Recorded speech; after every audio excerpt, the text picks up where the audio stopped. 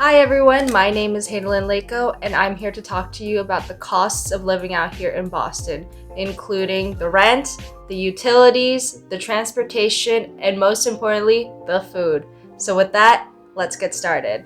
Alrighty, food is my favorite topic. Let's talk about it right now. I'm gonna give you a big tip for getting groceries. The best place and the most cheapest place to get your produce is actually at Haymarket. If you go to Haymarket Station and you literally walk like a block up every Fridays and Saturdays, like literally starting at 3 or 4 in the morning till the end of the day, usually I think like it ends at 7 o'clock, there are a lot of vendors there who are selling produce for literally like $1.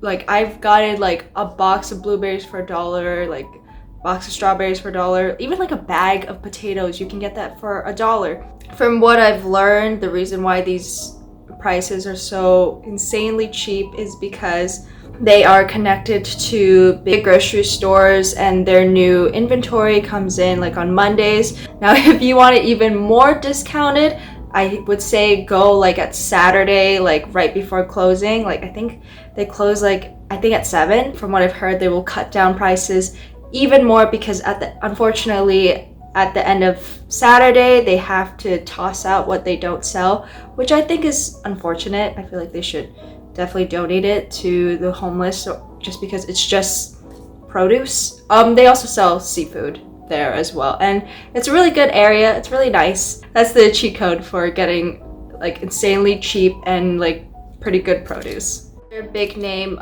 grocery stores that are out here is Trader Joe's. Trader Joe's is a big thing. Star Market is more like if you can't like find anything. There's also some specialty stores like H Mart up in Cambridge. A bunch of like CVS and like Walgreens everywhere you go, so that's a good thing. If you're anything like me where majority of the time you're like meal prepping and only treat yourself out once a month, then $100 to $150 a month for groceries, especially if you take into account getting your produce over at the Haymarket. I will say for Haymarket, one big tip is that you need to bring cash because it's unfortunately like a cash only place.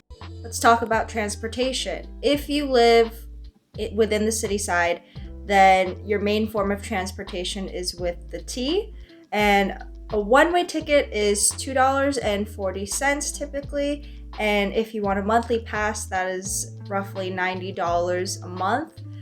If you're going to take the commuter rail, the amount of daily tickets or one-way tickets kind of varies depending on the location that you're going to. I'm lucky to where the place that I work for, they have a transit subsidy program where they cover the cost of public transportation. Now, what if you have a car?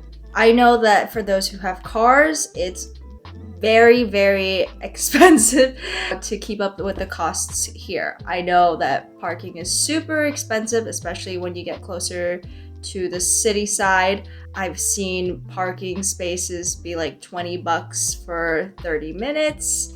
Coming from California, the gas is a lot cheaper than what I'm used to. So gas is about like, I think like $2.60 a gallon. When you're coming from California, their prices are usually like $3, even $4 a gallon, depending. So that's a big difference.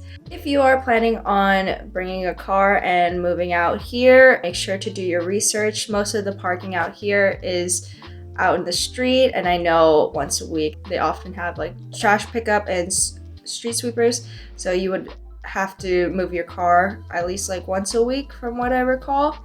The thing about having a car is if you do find a place that does have a parking garage or whatnot, you'd probably have to pay extra. The apartment that I live at, they do have a parking garage.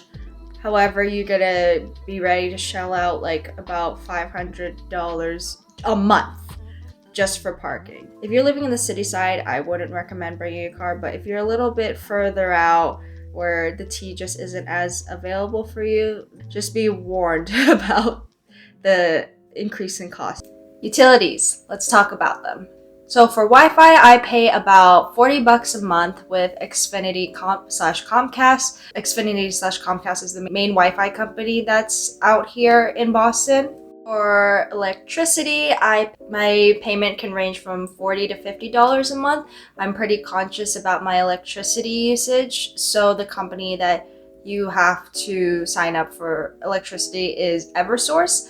I know in the next month or so, Boston is actually going to be starting to partner with a community choice energy program, so that may actually decrease the price, but I know you still have to set your electricity up with Eversource, so make sure to make an Eversource account when you move out here. The only utilities I can't talk about is water and heat, because for where I live, water and heat are both included in my rent, so I'm unable to give you approximate estimations for those.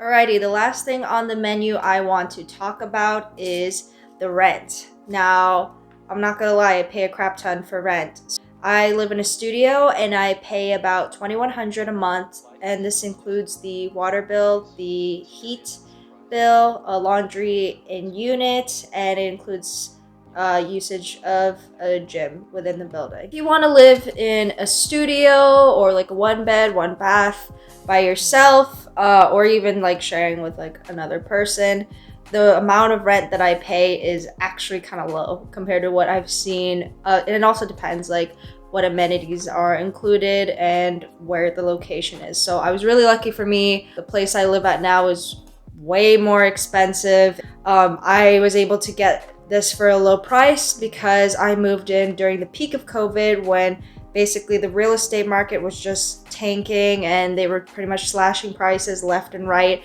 so that they can attract more customers to move in their locations. I don't know if this deal is gonna last for a while, but I'm gonna take advantage of it as much as I can.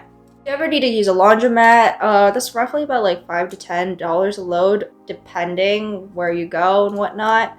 If you move to Boston, there are a few costs that you have to provide up front. So there is the moving deposit, that's usually like $500 or so. First month, last month, the rent, and if you're gonna use a broker, brokers are very expensive out here. Like they could range to $500 or more on top of that. So these are added costs that you need to take into account to make sure that if you move out here to Boston, that you are as prepared as possible. Thank you so much for watching this video. I hope it was kind of more practical insight into what to expect when you move to Boston in terms of the finances. Comment below if you have any other questions or if there's any other Boston topics that you would want me to talk about, and make sure to like and subscribe. I'll see you next time.